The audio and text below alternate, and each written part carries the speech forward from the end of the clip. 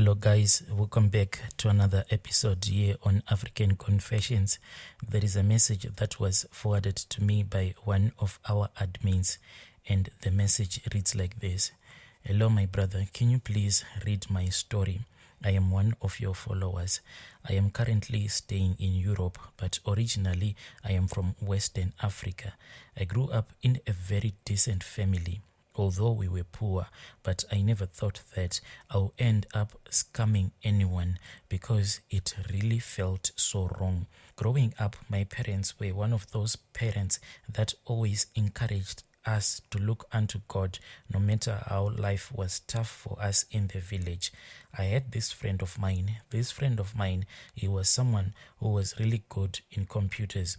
There was nothing about computers that you could not tell him. Any questions about computers, he would just respond to you. Even though he had never went to any computer schools, he was just good in computers like that.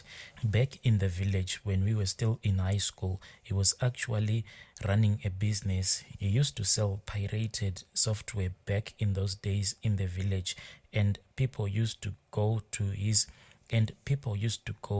house because he was selling a lot of pirated movies and music. At that time, he was using a generator.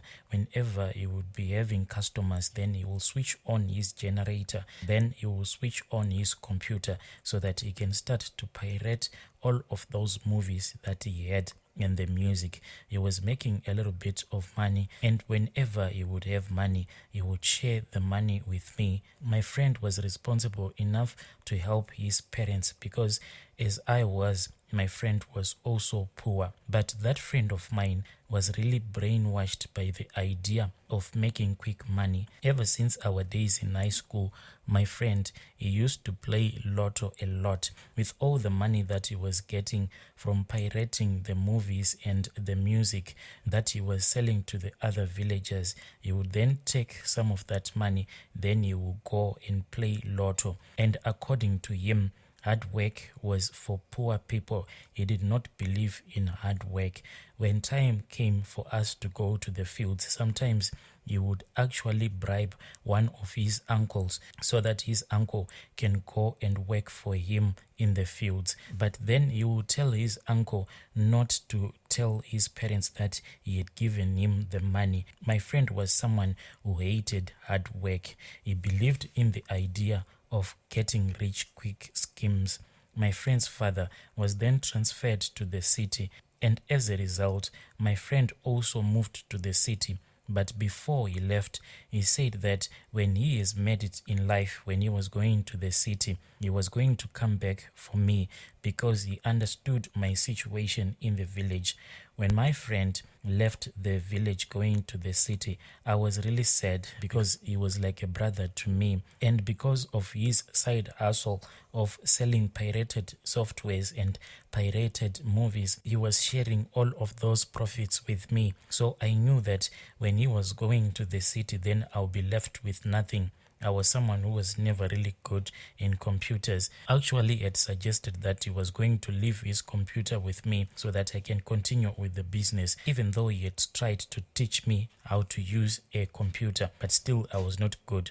Besides, his father was going to sell the generator that he used to use when he was doing his piracy business. At our place, we didn't have any generator, so he ended up selling his computer to another guy in the village.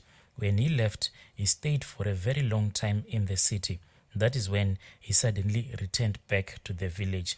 He was really looking fresh. One day, I just saw a call from an unknown number. Then I picked up the call, and he told me that I should get out of the house. And when I got out of the house, I was surprised that he was parking in our street. He really had a good car, and he told me to get into the car.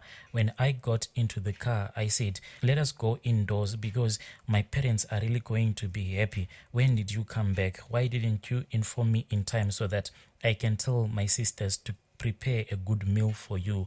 But he told me that he had found a very good opportunity for himself, but I should immediately return with him back to the city. Otherwise, this opportunity, it was going to be given to someone else.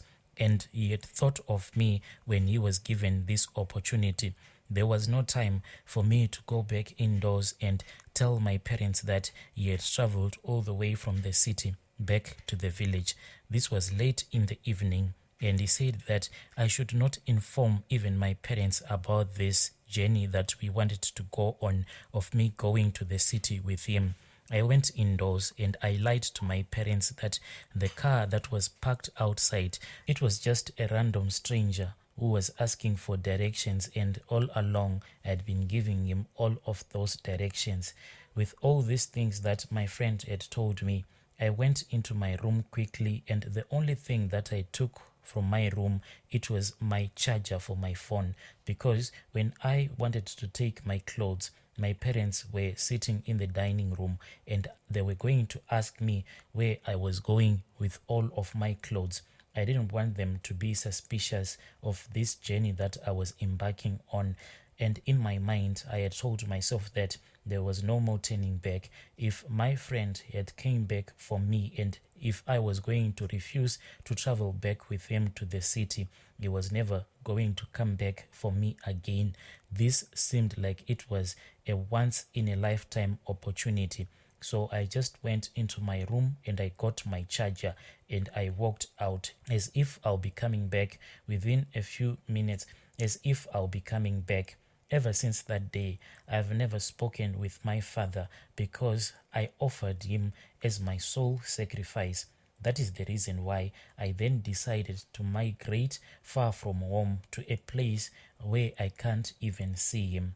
I do send money back home, but I can't communicate with my father, for it is forbidden because of the oath that I took. Before we left the village, my friend went with me to the house where they used to stay before they had moved to the city. But now his uncle, that one that he used to bribe so that he can go and work for him in the fields, whenever my friend's parents would have asked my friend to go and work in the fields, it was that same uncle. He was the one who was staying at their house with his family. When we were close to that house, my friend then told me to get out of the car. I was really scared because it was really late in the evening and most of the people were already indoors. It was really quiet. So I was scared to get out of the car, but out of respect, I got out of the car. Then my friend parked the car and we had to walk for about 10 minutes on foot just to get to their house. When we arrived at their house, he then took soil from his grandparents' graves and he placed that soil in a bag. And he gave me that bag and he told me where to place it in the car. We then returned back to the city. We traveled all night as we were traveling back to the city. When we arrived at his house, it was really a beautiful house. He told me that the house that I was looking at, it was not his house yet, but the house belonged to a man whom he had met in the city. He told me that the man was quite a good man. He then gave me instructions on what to do with that soil. I took the soil, then I placed it in another room. He never touched that soil. The only time that I saw him touching the soil, it was after I had also joined these rituals that he was doing. He did a lot of rituals using that soil. Even my current fiance, who was the one who helped me to get here to Europe, I also did some rituals using soil from the grave, but I went and I took this soil from a public cemetery and I then used one of her photos and I mixed her photos with the soil that I have took from a public grave, and one voodoo priest then finished the ritual for me. The ritual was to make sure that she doesn't change her mind, because we had been dating and she had been promising me to bring me to her country and I desperately wanted to be in Europe. So when I was dating her, I knew that this was my only opportunity to get out of Africa.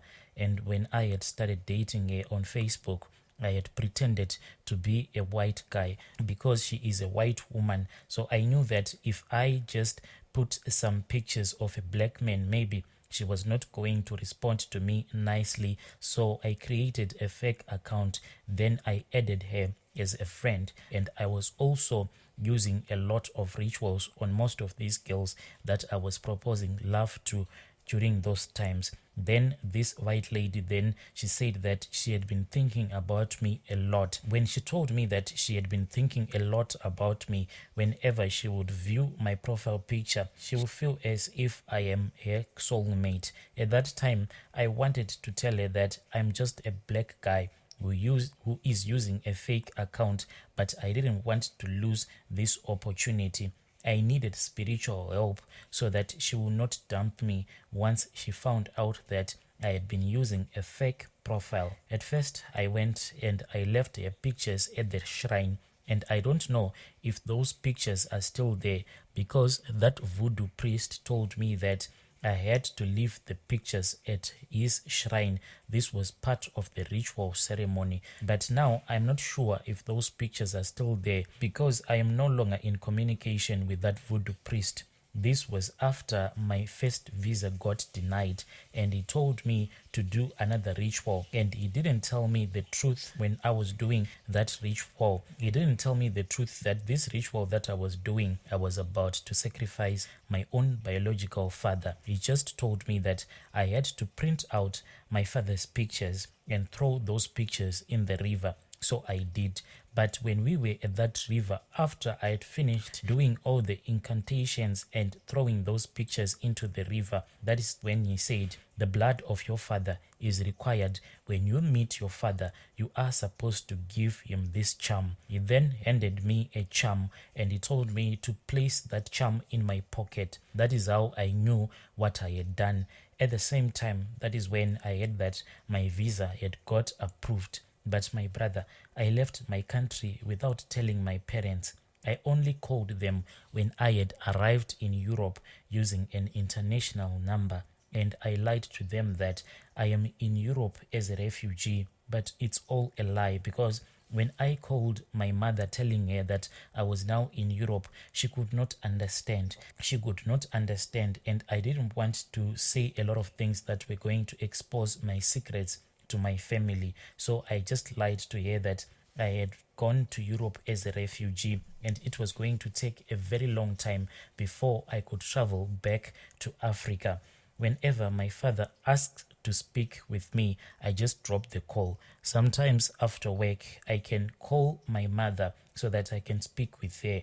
Then my mother will say that your father wants to speak with you, and I will pretend as if my phone battery has just died.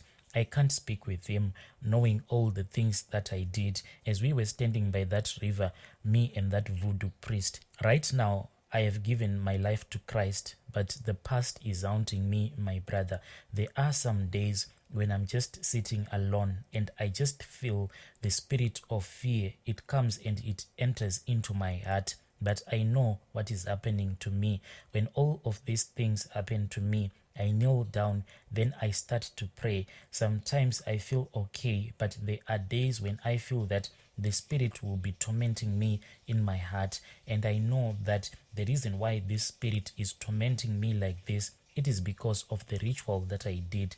The same rituals that requires the blood of my father.